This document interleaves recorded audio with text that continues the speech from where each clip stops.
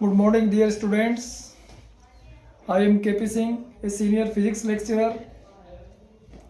Dear students, last video में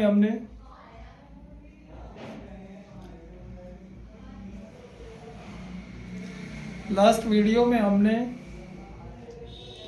गोलीय दर्पण द्वारा विभिन्न स्थितियों में प्रतिबिंब का बनना बताया था। इस वीडियो में हम रेखीय आवर्धन तथा प्रतिबिंब बनने के नियमों पर डिस्कस करेंगे।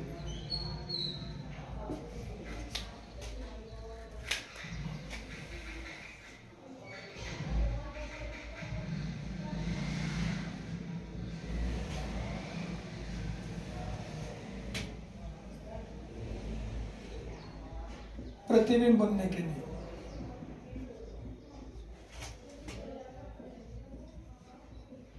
दर्पण द्वारा प्रतिबिंब बनने के नियम।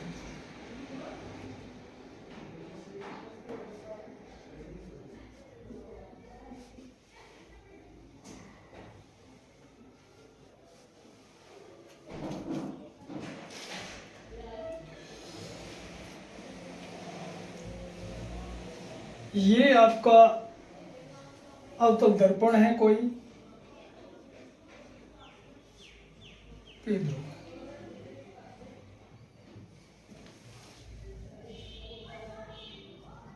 ये उत्तल दर्पण है,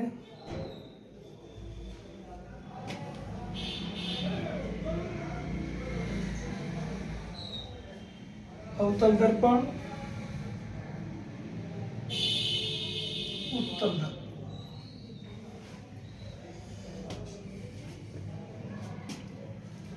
प्रतिबिंब बनने के मुख्यतः तीन नियम हैं। प्रतिबिंब बनने के मुख्यतः तीन नियम हैं। यदि कोई प्रकाश किरण मुख्य अक्ष के समांतर चलती है तो दर्पण से परावर्तन के पश्चात, परावर्तन मीन्स टकराना, दर्पण से टकराने के पश्चात या तो मुख्य फोकस से होकर निकल जाती है या मुख्य फोकस से आती हुई प्रतीत होती है। आप ऐसे ना करके बल्कि ऐसे रखो दिमाग में अपने। मुख्य अक्ष के समांतर चलने वाली किरण दर्पण से परावर्तन के पश्चात मुख्य फोकस से होकर निकल जाती है या मीन्स उत्तल दर्पण माने आप, या मुख्य फोकस से आती हुई प्रतीत होती है। ये इसका वक्रता केंद्र है, ये इसका फोकस है। तो दर्पण के मुख्य अक्ष के समांतर चलने वाली किरण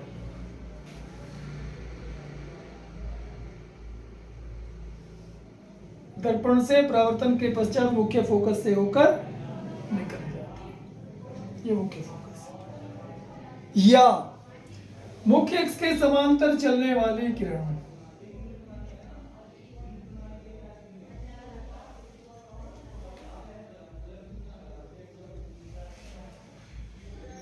दर्पण से परावर्तन के पश्चात मुख्य फोकस से आती हुई प्रतीत होती है।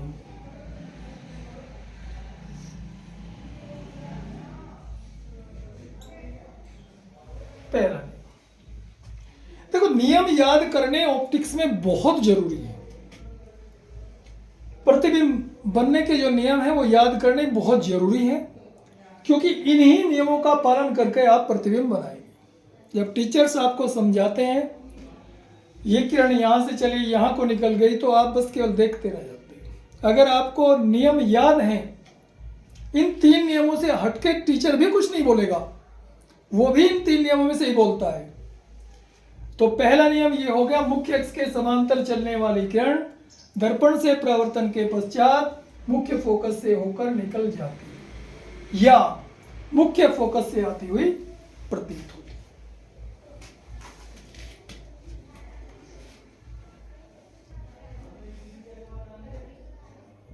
दर्पण के मुख्य अक्ष के समांतर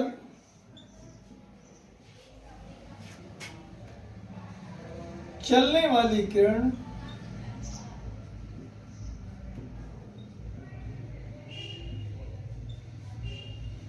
दर्पण से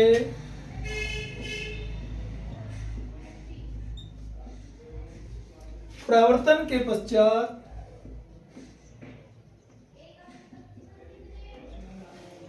मुख्य फोकस से होकर निकल जाती हैं।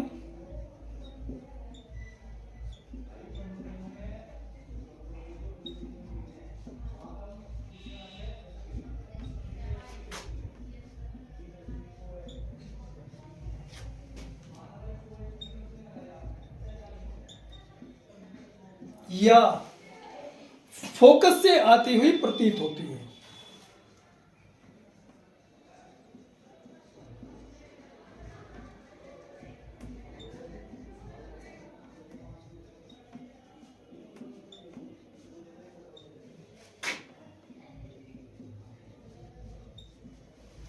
ये पहला नियम हो गया। मुख्य अक्ष के समांतर चलने वाली किरण दर्पण से परावर्तन के पश्चात मुख्य फोकस से होकर निकल जाती हैं या मुख्य फोकस से आती हुई प्रतीत होती है। या तो जाती हैं या आती हुई प्रतीत होती है। आप ये मानिए। सेकंड, दूसरा नियम बहुत आसान है। आपने जो बोला है उसका उल्टा कर दो। मुख्य फोकस से आती होकर जाने वाली किरण दर्पण से परावर्तन के पश्चात मुख्य अक्ष के समांतर हो जाती है। बोल के देखो, रास्ता बदलना है। इसमें मुख्य अक्ष के समांतर चली थी, परावर्तन के पश्चात मुख्य फोकस से होकर निकल गई। मुख्य फोकस से होकर जाने वाली किरण परावर्तन के पश्चात मुख्य अक्ष के समांतर हो जाती है। दूसरा नियम वही का वही उल्टा कर दिया।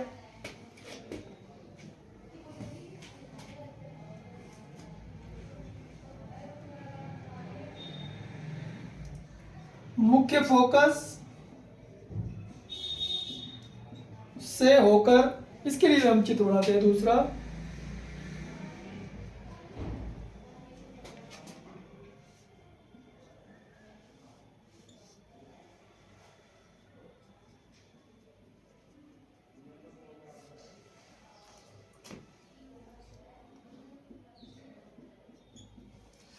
वक्रता केंद्र हो गया। हमने इस गोले को पूरा कर लिया। ये वक्रता केंद्र इसका करीब यहां बैठता है। ये इसका फोकस हो गया। तो क्या बोलते हैं? मुख्य फोकस से होकर जाने वाली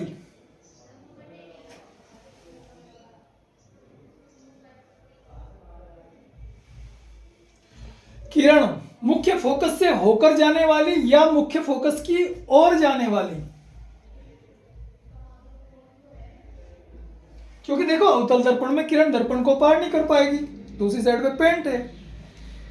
मुख्य फोकस से होकर जाने वाली या मुख्य फोकस की ओर जाने वाली किरण दर्पण से परावर्तन के पश्चात मुख्य अक्ष के समांतर हो जाती है।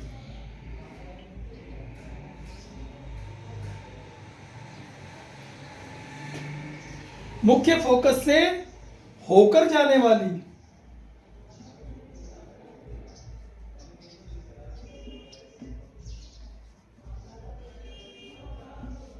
या मुख्य फोकस की ओर जाने वाली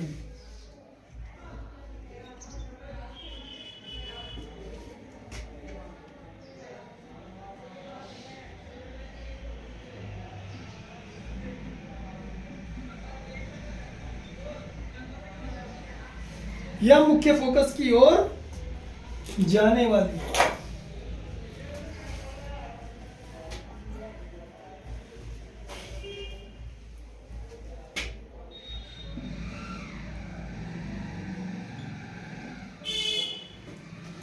किरण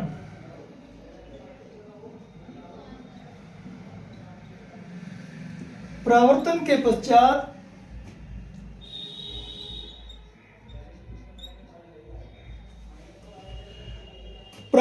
पश्चात मुख्य अक्ष के समांतर हो जाती है।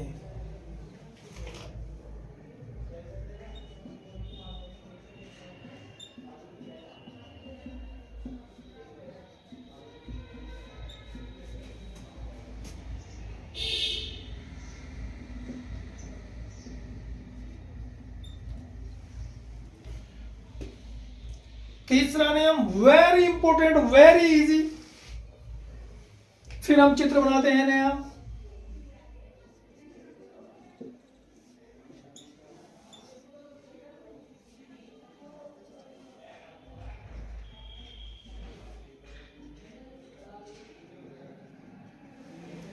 दर्पण के वक्रता केंद्र से होकर जाने वाली, दर्पण के वक्रता केंद्र से होकर जाने वाली या मीन्स उत्तल दर्पण, या वक्रता केंद्र की ओर जाने वाली।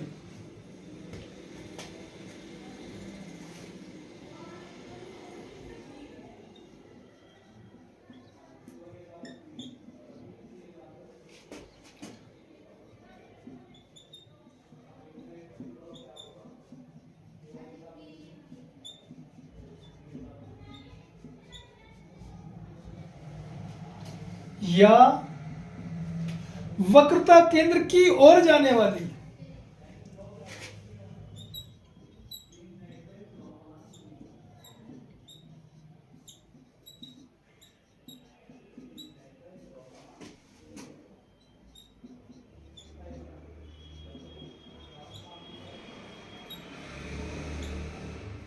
वक्रता केंद्र की ओर जाने वाली किरण दर्पण से परावर्तन के पश्चात अपने ही मार्ग से वापस लौट जाती है। ये जिस मार्ग से गई थी उसी मार्ग से वापस आ गई। ये जिस मार्ग से गई थी उसी मार्ग से वापस आ गई। दर्पण के वक्रता केंद्र से होकर जाने वाली या वक्रता केंद्र की ओर जाने वाली किरण दर्पण से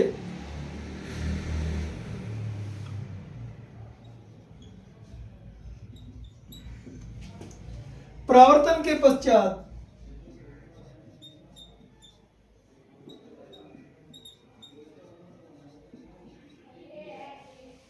अपने ही मार्ग से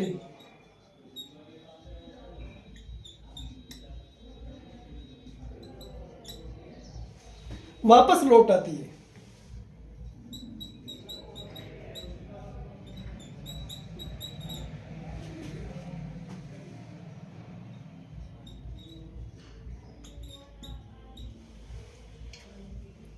डियर स्टूडेंट्स, प्रतिबिंब बनने के लिए 3 नियमों का पालन है।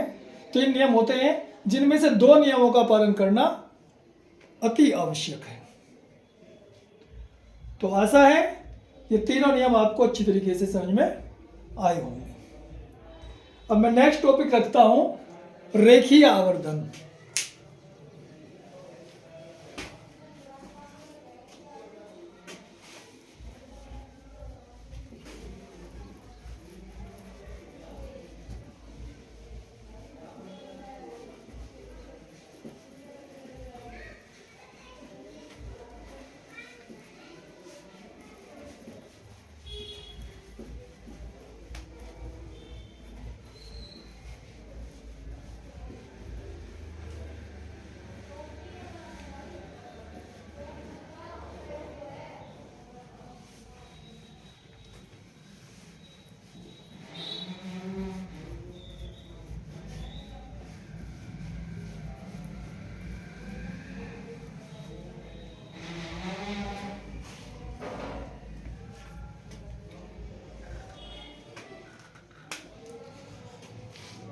तो रेखीय आवर्धन क्या होता है?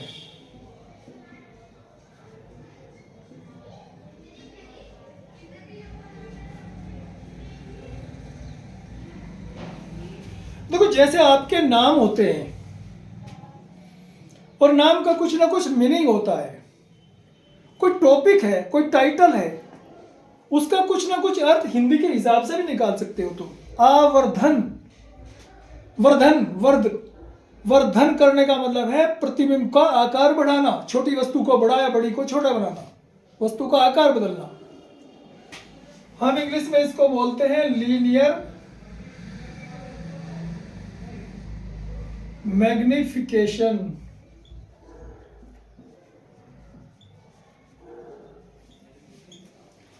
Linear magnification.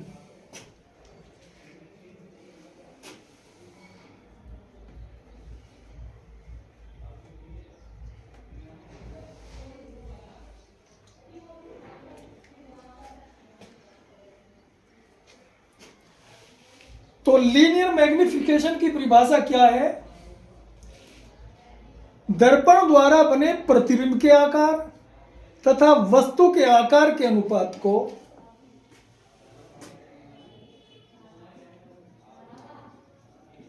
दर्पण द्वारा बने प्रतिबिंब के आकार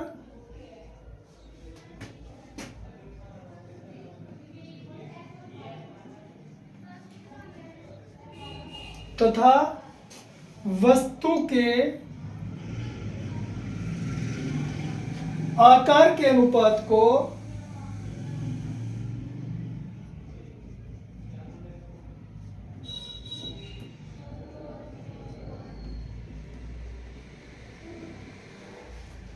रेखीय आवर्धन कहते हैं।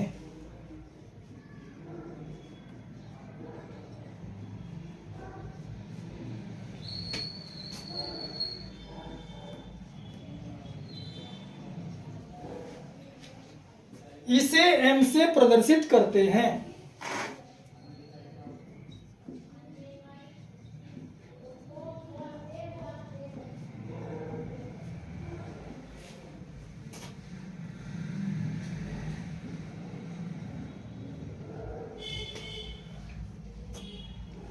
मैं एक चित्र बना रहा हूं इस बात को क्लियर करने के लिए।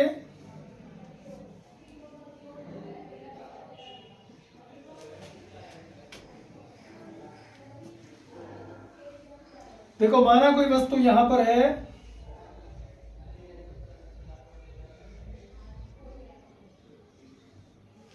एक किरण मुख्य अक्ष के समांतर चलती है और ये मुख्य फोकस से होकर निकल जाती है।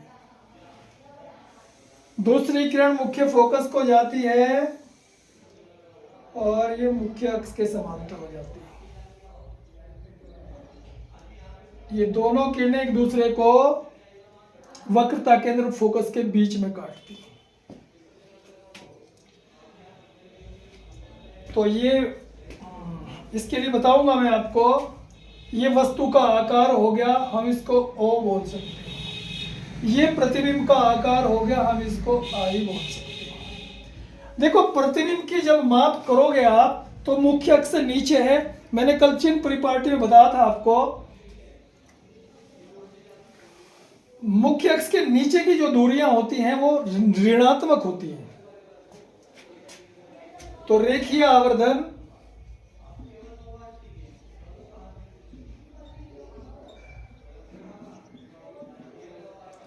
m बराबर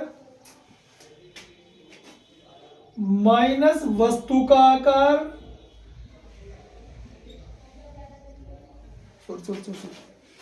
रेखीय आवर्धन m बराबर प्रतिबिंब का आकार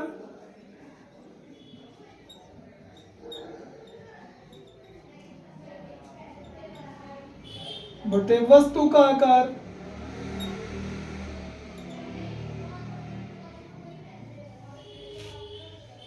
यानी m बराबर माइनस I बटे O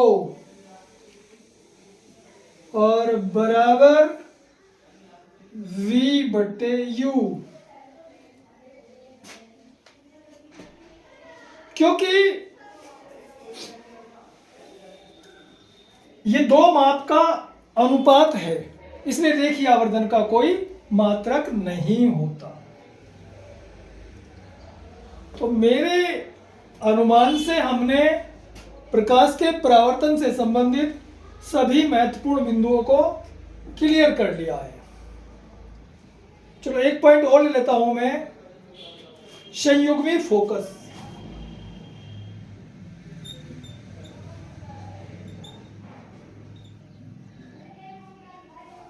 कॉन्जुगेट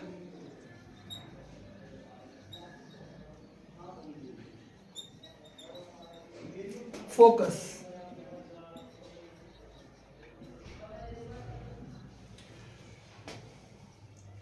संयुग्मी बिंदु, संयुग्मी फोकस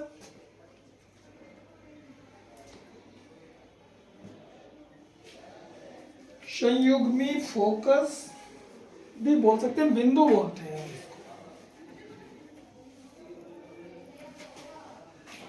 पॉइंट्स।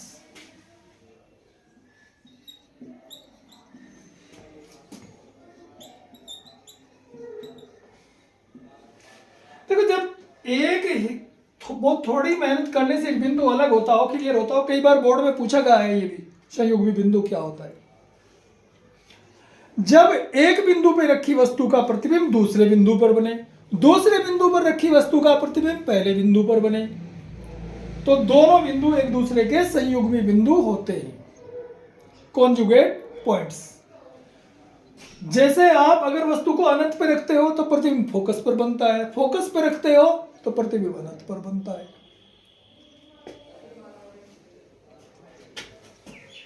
वे बिंदु या जब एक बिंदु पर रखी वस्तु का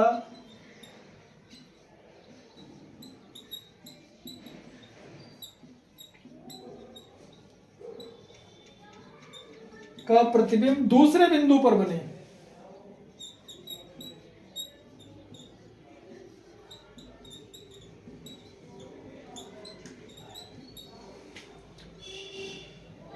तो दोनों बिंदु एक दूसरे के संयुग्मी बिंदु कहलाते हैं।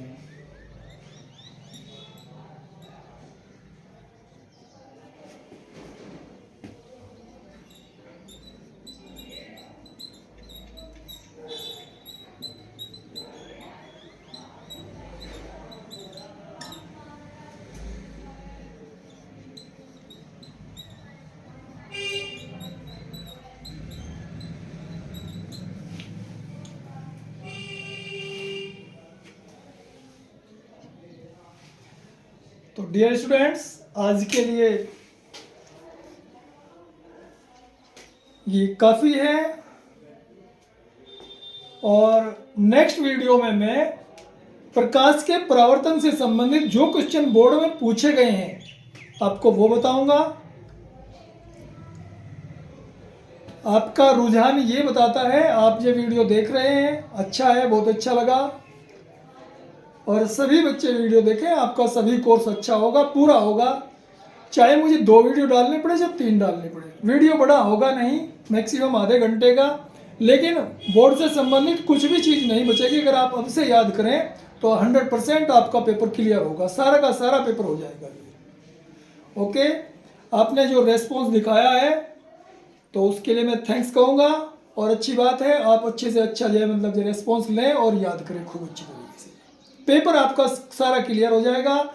मैं फर्स्ट पार्ट में भी मतलब जो है अभी थोड़ा शुरू करूँगा काम, वो काम देना शुरू करूँगा आपको, और अच्छे अच्छे पॉइंट्स क्लियर करूँगा। अच्छी बात है, मुझे बहुत खुशी हुई।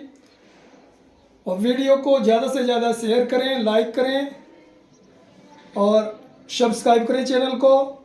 ये चैनल आपका चैनल है, और हम चाहते हैं, हम सभी गरीब से गरीब बच्चों की मतलब हेल्प करना चाहते हैं। दुनिया में पैसे की वजह से कोई किसी बच्चे की पढ़ाई ना छूटे, ये मेरा जो है मेरी ज़िंदगी का सिद्धांत बन चुका है। तो मैं सभी को शिक्षा देना चाहता हूँ और सभी फील्डों में शिक्षा देना चाहता हूँ। आशा है मैं दूसरे सब्जेक्ट पे भी आपके लिए काम करूँगा, लेकिन आप थोड़ा भी पहले फिजिक्स को देखें। Okay, I will meet you for the next video tomorrow. Until then, take care of you and bye bye.